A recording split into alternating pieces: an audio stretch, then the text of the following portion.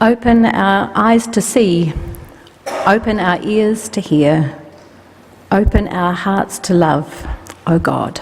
Amen. I spent last week in Auckland, New Zealand with my son Andrew, who has autism. Since Andrew returned to New Zealand in early 2014, after it became clear that he would not be eligible to access disability services in Australia, despite the reciprocal disability treaty between Australia and New Zealand, he's been living with his father, my former husband. And the reason he wasn't able to access that treaty is that in 2001, the treaty was changed and amended because people in government in Australia were concerned that too many Pacific Islanders and too many refugees were coming through New Zealand to Australia. So I think that my very white son has got caught up in the new framework of the White Australia policy as it continues today. But now the time has come when he has been ready to move into supported independent living, and a suitable house has been found with two other delightful young people who also have disabilities. The downside is that housing in Auckland is expensive, that it's a 30-minute drive from his father's house, and that's when the traffic is not bad. And Auckland is a lot like Sydney, outrageously expensive housing, which is unaffordable for people on pensions or low incomes, and terrible traffic, so that the drive can take up to an hour or more than an hour when the traffic and the weather is bad. And for Andrew on public transport, it's an hour and a half. And Andrew has been pretty sad about moving from the protection and care and company of his dad. It was a full-on week, and even more physically and emotionally exhausting than I'd really expected. I left feeling that there was still more that needed to be done, but I also left feeling relieved that Andrew said that he was no longer homesick, and he seemed less distressed, no longer really distressed or sad, but becoming settled and relaxed, in part because of the time that we'd been able to spend together in his new house. It was really hard to leave. When I got to the airport in the afternoon, it was crazy busy. I was flying Emirates because it often has quite reasonable fares on its Sydney to Australia leg going on to Dubai. And of course I was flying economy class. But I remembered, as I stood in the long line, with some longing and nostalgia, the last Emirates flight I'd taken back to Australia. Andrew and I were travelling back here after Christmas, when we were called to the podium at the gate and given new boarding passes, upgrading us to business class. It was really amazing. Andrew delighted in the lie flat seat that moved in about 10 different directions, and I delighted in the comfort and the space, not to mention the delicious food and the French wine. I know what it's like to be ready to take a lowly seat and then to be suddenly and apparently undeservedly offered a place of honour. To be, in the terms of Luke's parable, moved up higher. Like the important guest at the banquet that Jesus described, who also got an upgrade, Andrew and I were the subject of great care and attention. I don't know why we were chosen, but I can tell you that having experienced business class, it sure makes you hanker after what you're not getting the next time you fly economy. But I guess it's all relative. Even economy in Emirates is better than Jetstar. So we live in a country where many people aspire to get ahead, not to be part of the economy class crowd. Sydney people aspire to live in neighbourhoods with a harbour view. People seek success in their careers, not just to do their work well for its own sake, but to receive recognition and rewards that put them ahead of others. Facebook is full of people representing the lives that they want other people to see, rather than the humble messiness that is usually the reality of our lives. However, there is within some people an awareness that success and the trappings of success, like business class travel, are not actually what makes for happiness and a fulfilled life. There are people who make the most of where they are, who make their lives worthwhile through acts of love and kindness and engagement with the world, so that the divisions and differences that plague us can be overcome. In my aeroplane analogy, which I'm probably stretching to the breaking point here, there are people who realise that the riches of first class and business class, if they were shared, would enable everyone to travel premium economy. A premium economy world would give everyone, including those who Jesus called the poor, the physically infirm, the disabled, enough food, shelter, education, and healthcare to live well. In this story, Jesus challenges his hearers, and he challenges us today to live differently.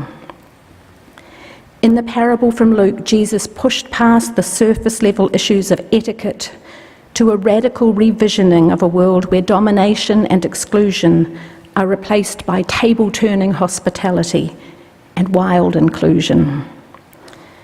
In this story, Jesus is doing more than giving a biblical mismanners lesson. He is highlighting the ways in which the realm of God establishes its own social and spiritual order. He tells his hearers that trying to presume a higher place in the order is unwise and perhaps unfaithful. To understand this passage, it helps to have some knowledge of Palestinian wedding feasts. The male guests recline on couches, with the centre couch being the place of honour, its occupants having been chosen according to wealth, power, or office. And if a more prominent guest arrives late, which might often happen, someone of lesser rank will be asked to move to a less prestigious location. Jesus is offering sound, practical advice to choose the lowest place so that you can be invited up, you can get an upgrade. But he is also pointing to something deeper and richer. The realm of God is about how God offers us an invitation to receive genuine blessing. In this we learn that it is crassly unfaithful to store up our spiritual air points, to record and make ostentatious displays of our deservedness. Receiving a blessing that invites us to grow into a deeper relationship with God is not something that we can work our way into through acts designed to display our worth. Instead, sacred energy, spirit, invites us to live into our createdness through our everyday acts toward each other and in and through relationship with God and with creation. To live with generosity, compassion, and inclusion. Jesus wants us to understand that our all too human drive to seek the best seat in the house, at the party, on the plane, will not mark genuine participation in God's compassionate love. But the story doesn't end with advice about Middle Eastern table hierarchy and instructions for avoiding embarrassment or shame of being downgraded. No, Jesus is not done at that point. He also has words of wisdom, warning, and blessing for his Pharisee host, who may be pursuing an elite agenda by thinking that inviting those who can return his invitation is a sign of faithful witness. Jesus suggests he's been welcoming only to those who can return the favour of hospitality, and he challenges him to think again. Jesus is clear about who should be invited, people who are the very fabric of God's realm: the poor, the physically disabled, and the blind. For Jesus, extending genuine hospitality to the least of these through acts of unselfish hospitality and kindness can wash a blessing over us and give us a sense of the great blessing that is to come in the promise of the realm of God. This story is typical of Luke's gospel. Luke's Jesus is a foodie. He often pictures Jesus eating and drinking, from calling Matthew, the hated tax collector, to be his disciple over a meal, to his Last Supper, Passover meal with his disciples. The Jesus of Luke likes to eat and drink, and Luke's Jesus always has a very open table. As we hear these stories, we are invited to contextualise them, to think about hospitality and inclusion in our place. In our time and our culture, who is not on the guest list, because they don't help our social standing or even our comfort level. Welcome at Jesus' table is for everyone, rich and poor, housed and homeless, women, men and intersex people, people of all ages, races, ethnicities and religions and sexual orientations, people with intellectual, mental and physical disability. Yesterday, thousands of Australians turned out at rallies around the country to insist that refugees and asylum seekers fleeing from persecution be offered a place at our abundant table. This story is meant to turn us toward the hurting, the struggling and the vulnerable in every dimension of our lives, not excluding them at festive times, so that they are never out of sight or out of mind.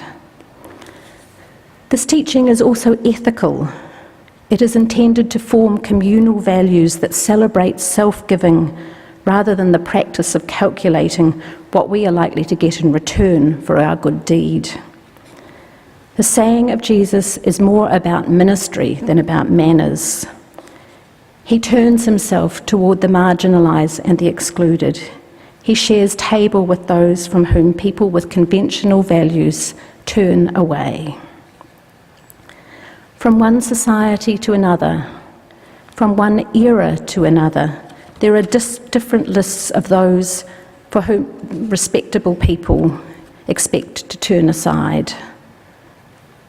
Jesus' challenge reaches out across the boundaries of place and time, calling us to be more aware of those from whom we like to avert our eyes, and to follow his way, rather than those who baptise common prejudices as virtues. We who have been baptised into Christ are called to conform to the vision of the realm of God. To live into our baptism is to be ever mindful of those who are typically left out. As part of the period of listening to the word before this reflection, we heard Rachel sing Brooke Fraser's beautiful song, Flags. Brooke Fraser names the reality that in so much of the world, the last are not first and the first are not last. The world we experience is so often not just and inclusive. But Fraser moves from lament to promise, to celebration and hope. When we see signs of exclusion around us, of Indigenous people denied the birthright of dignity in their own land, of LGBTI people possibly forced to endure a vitriolic public opinion poll about the worth of our relationships, asylum seekers treated with cruelty and inhumanity on Manus and Nauru, it can be easy to despair. But Brooke Fraser's song, so beautifully sung by Rachel, reminds us that at the core of our faith, we hold on to hope, and that we live into that hope by practicing where we are the values of the realm of God. The song says, "Of this I am sure, you who weep now will laugh again. All you lonely be lonely no more. Yes, the last will be first, of this I am sure. I don't know why the innocents fall, why the monsters stand. I don't know why the little ones thirst, but I know that the last shall be first. I know that the last shall be first." This is our faith. May it be so because of the way we choose to live and love and be, so that that is joined to divine grace and blessing, so that indeed there will be, for everyone born, a place at the table. Amen.